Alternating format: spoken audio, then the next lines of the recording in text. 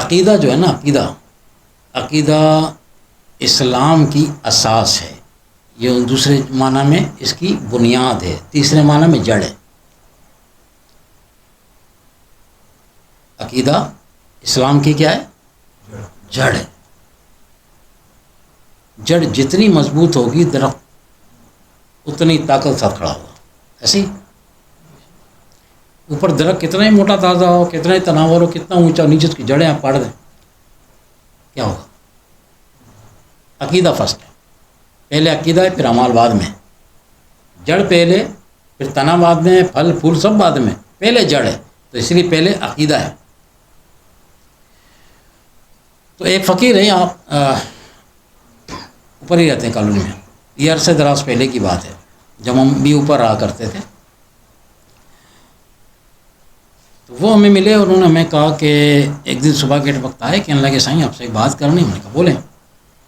ان کا کہ بات یہ ہے کہ ہماری بھابھی جو ہیں انہوں نے مجھے کہا ہے کہ مجھے آپ کے حضرت صاحب کے جو حضرت صاحب ہیں ان کے جو مرشد کامل ہیں نا، مجھے ان کی زیارت ہوئی رہا تھا۔ کس کی؟ سائیں عبد القادر جان رحمۃ اللہ علیہ کی۔ اور سائیں عبد القادر جان رحمۃ اللہ علیہ اس کو وصال فرما چکے تھے۔ تو ہم نے کہا کہ آپ کی بھابھی نے تو ہمیں نہیں دیکھا، تو ہماری نسبت کر کے پھر ان کو تو دیکھا ہی نہیں، چلو ہم پھر بھی یہاں رہتے ہیں، کہیں آتے آتے کہیں نظر پڑ گئی ہو، لیکن سائیں عبد القادر جان رحمۃ اللہ علیہ تو اس علاقے میں اس طرف تو نہیں آئے، بہار کالونی تک تو آپ تشریف لائے، TNT کالونی تشریف لائے، سکندرآباد تشریف لائے، اس ایریا میں تشریف نہیں لا سکے۔ تو ہم نے کہا آپ کی بھابھی نے کیسے پہچانا؟ ہم نے کہا اچھا آپ ایسا کرو کہ سائیں جان کی تصویر دکھاؤ کہ یہی ہیں یا کوئی اور کسی اور کو دیکھا۔ ان کا کہنا کیا تھا کہ آپ کی جو سائیں ہیں نا، میں نے ان کے سائیں کو دیکھا۔ یہ اسے کیسے پتہ چلا؟ یہ اسے آگے سنا۔ اس نے جا کے اپنی بھابھی کو پھر وہ قبلہ مرشد کامل سائیں عبد القادر جان رحمۃ اللہ علیہ کی تصویر دکھائی۔ اس تصویر دیکھتے ہی ساتھ کہا بولا یہی تھے، یہی ہیں۔ رات تشریف لائے اور تعارف کیسے کروا رہے ہیں؟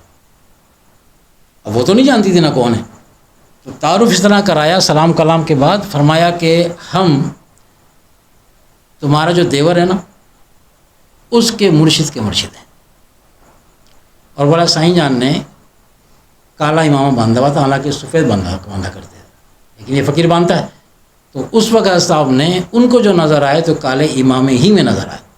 فرمایا کالا امام باندھا ہوا تھا جیسے آپ کے سائیں باندھتے ہیں، اور فرمایا کہ ہم تمہارے مرشد کے مرشد ہیں۔ اچھا، دوسری بات، صاحب نے ان کو کچھ نصیحتیں فرمائیں۔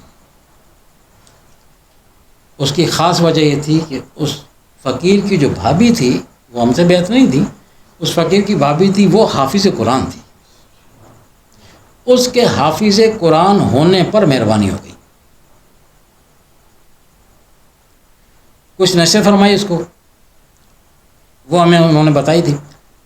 تو ہم اشارہ سمجھے کہ سائیں نے ہمیں اشارہ دیا ہے اس میں۔ ہم نے کہا یار ہم کسی دن آپ کے گھر آئیں گے، کسی دن آپ کے گھر آئیں گے، کیسے عقیدے کو کیسے بچاتے ہیں سنو۔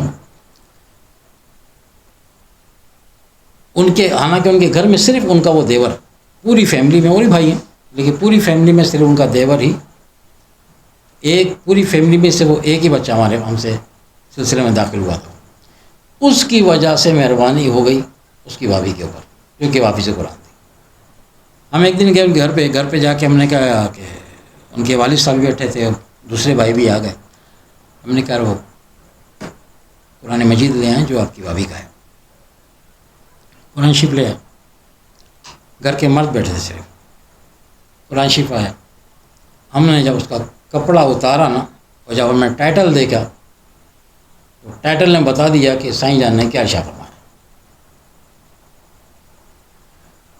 وہ ترجمہ جو تھا وہ ایک ایسے صاحب کا لکھا ہوا تھا، ترجمہ تھا جنہوں نے اپنے ترجمے میں حضور کو معاذ اللہ راہ سے بھٹکا ہوا لکھا ہے کہ آپ راہ سے بھٹکے ہوئے تھے، اللہ نے آپ کو راہ دکھائی،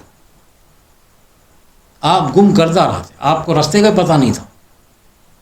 اسی طرح اور بہت ساری باتیں اس ترجمے کے اندر۔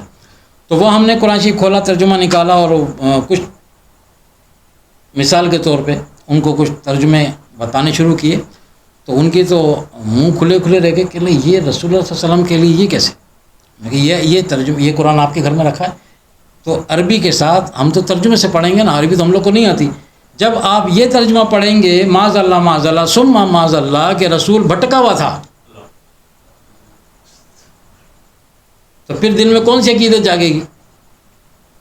اور کہ پھر کوئی بھی غیر مسلم وہ ترجمہ پڑھ کے پھر آپ سے کہتے بھائی آپ کو تو رسول ہی پہلے بھٹکا ہوا تھا، اس کو تو ہدایت ملی بعد میں، اور رسول تو پیدائش سے پہلے ہی رسول ہوتے ہیں، نبی ہوتے ہیں، وہ رب سے پڑھ کر آتے ہیں، یہاں اکیلے ان کو تعلیم حاصل نہیں کرتے، رب پڑھا کے بھیجتا ہے۔ آبجیکشن تو رسول کو اگر بھٹکا ہوا کہا تو آبجیکشن تو معاذ اللہ خدا تک پہنچ چلی گئی، کیسا پڑھا کے بھیجا کہ جو یہاں آ کے بھول گیا بھٹک گیا، معاذ اللہ۔